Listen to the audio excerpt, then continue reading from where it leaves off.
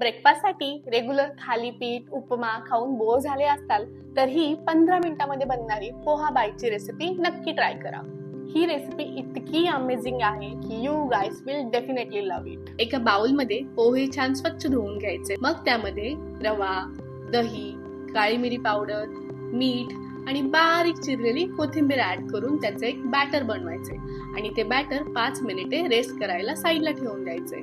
आता बनवलेल्या बॅटरचे छोटे छोटे इडली कॉइन्स बनवायचे आणि त्याला मीडियम फ्लेम वरती स्टीम करून घ्यायचे। इथे मी एक पॅन घेतलाय, त्यामध्ये तेल, जिरं, मोहरी, हिंग, तीळ, कढीपत्ता, हिरवी मिरची आणि लाल तिखट ऍड करून छान स्टर करून घेतलंय। स्टर करून झालं की पॅन मध्ये स्टीम पोहा बाईट ऍड केलाय, त्यावरती बारीक चिरलेली कोथिंबीर ऍड करून गरमागरम सर्व करायचंय। तुम्ही पण ही रेसिपी नक्की ट्राय करा आणि तुमचे रिव्ह्यूज माझ्याबरोबर नक्की शेअर करा। Thank you for watching the video.